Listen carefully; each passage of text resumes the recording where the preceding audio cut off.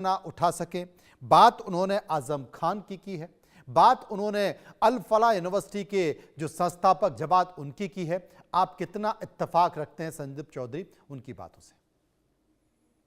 देखिए मनोज जी, ये कोई नई चीज नहीं है। वहां का उदाहरण दिया जा रहा है ममदानी का। हिंदुस्तान में तो कितने मेयर दे चुका है हिंदुस्तान मुस्लिम्स के रूप में, आप गिनती नहीं कर सकते। मेरठ जैसे बड़ा शहर, दिल्ली के, नोएडा के आपके नजदीक है, यहाँ के मेयर आपने देखा होगा। सहारनपुर के, मुरादाबाद के, कितनी जगह, कितने शहरों के मेयर हिंदुस्तान में हो चुके हैं। तो पता नहीं किस तरीके की बात करते हैं। और देखिए स्पष्ट सी चीज है, चाहे सत्ता किसी की भी रही हो, आतंकवाद के साथ समझौता नहीं किया जा सकता, आतंकवादियों के प्रति नरमाई नहीं रखी जा सकती। और जो लोग जिस संगठन से जुड़े होंगे, जिस शहर से जुड़े होंगे, जिस घर से जुड़े होंगे, उनके प्रति आप नरमाई नहीं रख सकते, आपको सख्त कार्रवाई करनी पड़ेगी।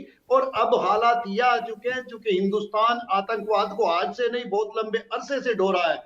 आपको आतंकवादी के साथ साथ, वो कहते हैं जैसे कि भाई जड़ को काटना पड़ेगा, आपको जड़ को काटने का मतलब आतंकवादी को मारना पड़ेगा, आतंकवादी की मां को मारना पड़ेगा जो आतंकवादी पैदा करती है, उस सिस्टम को खत्म करना पड़ेगा। तो इसमें कोई कंप्रोमाइज नहीं हो सकता, चाहे इसमें मदनी कुछ भी बोले, चाहे इसमें ममदानी कुछ भी बोले, चाहे इसमें पाकिस्तान बोले, अफगानिस्तान बोले, चाहे इसमें बांग्लादेश बोले, कहीं कोई कंप्रोमाइज की स्थिति नहीं है। हिंदुस्तान अब कंप्रोमाइज नहीं कर सकता।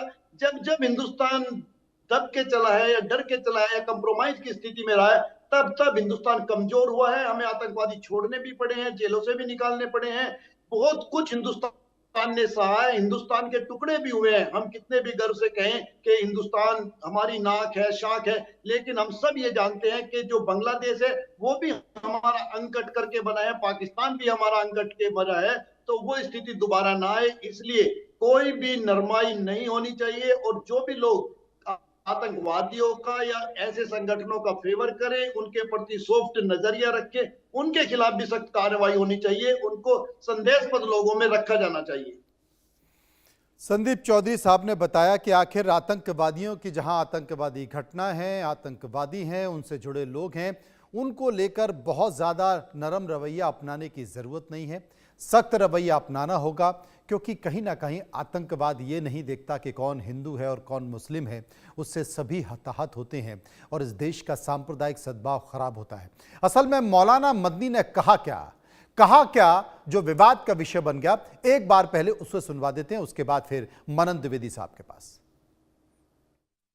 न्यूयॉर्क का मेयर बन सकता है ममदानी, लंदन के अंदर मेयर बन सकता है एक खान, हिंदुस्तान के अंदर किसी मुस्लिम यूनिवर्सिटी का कोई आदमी वाइस चांसलर नहीं बन सकता। और अगर बनेगा तो आजम खान की तरह जेल के अंदर जाएगा, इकबाल की तरह औलाद जेल में डाल दी जाएगी। आज देख लीजिए अल फलाह का क्या हो रहा है, जेल में पड़ा हुआ है और कितने साल जेल के अंदर गुजरते हैं नहीं जानता कोई आदमी।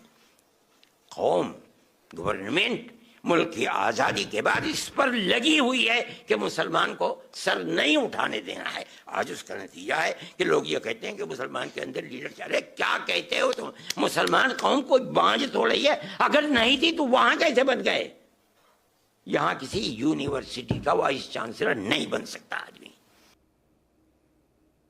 मनन द्विवेदी हमारे साथ मौजूद है। मनन द्विवेदी, हाल के समय में अभी बहुत ज़्यादा समय नहीं हुआ है, या यूं कहें कि कुछ घंटे नहीं गुजरे हैं, कल भी सुप्रीम कोर्ट में इसे लेकर लगातार बहस हो रही थी, उसके पहले भी बहस हुई थी और इस बात को लेकर बहस हुई कि शर्जील को लेकर, शर्जील की जमानत याचिका को लेकर चर्चा चल रही थी। उस वक्त दिल्ली पुलिस की ओर से यह कहा गया कि देखिए साहब, जो तथाकथित बुद्धिजीवी की बात की जाती है और बुद्धिजीवी होकर फिर जमानत की बात की जाती है, ये आरोप लगाने की बात की जाती है कि साहब ये तो पढ़े लिखे लोग हैं, इन्हें जमानत मिलनी चाहिए, इन्हें परेशान किया जा रहा है। तो हम ये कहना चाहते हैं कि हाल के दिनों में आपने देखा कि लाल किले पर किस तरीके से विस्फोट हुआ, लोग मारे गए, और उसमें कौन लोग निकल कर आ रहे हैं। विस्फोट जिसने किया वो कौन था? व्हाइट कॉलर टेररिज्म का जिक्र दिल्ली पुलिस अदालत में कर रही थी। उनका कहना था कि जो धमाका हुआ उसमें भी डॉक्टर इंजीनियरों के नाम आ रहे हैं। तो आप ये नहीं कह सकते कि कोई पढ़ा लिखा है या फिर कोई नहीं है। आतंकवाद तो आतंकवाद है, वो किसी के जहन में भी पनप सकता है, पनपा है, दिख रहा है। अगर कोई यूनिवर्सिटी का संस्थापक है तो क्या वो आतंकवादी घटनाओं में शामिल नहीं हो सकता? उसे ऐसा कोई सर्टिफिकेट मिल गया है? और मैं यहां पर मौलाना मदनी से कहना चाहता हूं कि अल फलाह यूनिवर्सिटी के जो संस्थापक हैं, जिनके बारे में यो कह रहे हैं कि साहब उन्हें अंदर कर दिया क्योंकि कोई यूनिवर्सिटी का चांसलर नहीं हो सकता, तो जरा पीछे कुछ साल पहले चले जाइए। अल फलाह यूनिवर्सिटी के जो संस्थापक हैं वो महू के रहने वाले। महू में उन्होंने क्या किया? एक चिटफंड कंपनी खोली। चिटफंड कंपनी खोलने के बाद तमाम लोगों के पैसे जुटाए, उन्हें 30 से 40% दुगना करने की बात कही, लाभ देने की बात कही, प्रॉफिट देने की बात की, और जब रकम ले ली और वापस देने की बात हुई तो जनाब फरार हो गए। पूरे परिवार को वहां से भगा दिया। वो 420 के मामले में पकड़े गए, वो अंदर भी गए और उसके बाद वहां से निकले और वहां से जो रकम जुटाई वो रकम कहां पर लगाई? फरीदाबाद अल फलाह यूनिवर्सिटी में। पहले एक कॉलेज खोला, कॉलेज खोलने के बाद एक यूनिवर्सिटी खोई। तो मदनी साहब जरा ये तो देखिए कि पैसा आया कहां से? वो भी अपराध का पैसा था।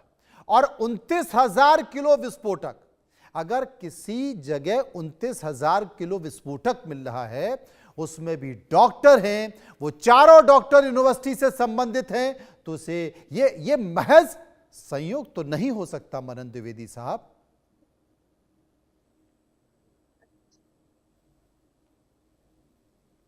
मनन जी, देखिए, मैं यहाँ पर ये कहना चाहूंगा कि आपने जो बात मेरे जहन में आ रही थी वो आपने पहले ही कह दी है जी। हम लोग बात कर रहे हैं यहाँ पर व्हाइट कॉलर टेररिज्म की, और इसको एक टर्म इंटरनेशनल रिलेशंस में और दिया जाता है, वो है 5 स्टार जिहाद। तो मैं पहले भी ये बात कह चुका हूं और उसी पे मैं अपनी यहाँ पर बात को आगे भी रखूंगा। तो उसमें ये कि जब आप ये देखिए, जब सीरिया में वन क्रिएट कर रहा था, प्रॉब्लम क्या क्रिएट कर रहा था? इराक को पूरी तरीके से कॉन्कर कर लिया था इस्लामिक स्टेट ने। तो उस समय इस्लामिक स्टेट का एक चैनल हुआ करता था कि लंदन से, ज्यूरिक से और यूरोप के जो यूथ को टारगेट वो करते थे सोशल मीडिया के थ्रू, और 2 प्रकार के लोगों को सीरिया के कुछ रिजल्ट उन्हें गन ट्रेनिंग ही दी जाती थी। 2 तरह की वैरायटी के यूथ को बुलाया जाता था, युवा वर्ग को। एक तो वो कि जो आइडियोलॉग बनने के लायक है, जो कोई थोड़ी अंग्रेजी बोल सके, जिसने इस्लाम के बारे में पढ़ाई की है, क्रिश्चियनिटी के बारे में पढ़ाई की है, वो बोल सके। ऐसे व्यक्ति को आइडियोलॉग और विचारक के रूप में सोशल मीडिया और जनरल पब्लिक फोरम में एस्टेब्लिश किया जाता था। और जो फिजिकल टाइप के और एग्रेसिव और फिजिकली फिट जंगजू टाइप के यूथ होते थे, उनको फील्ड में लड़ने के लिए अमेरिकियों के साथ भेज दिया जाता था।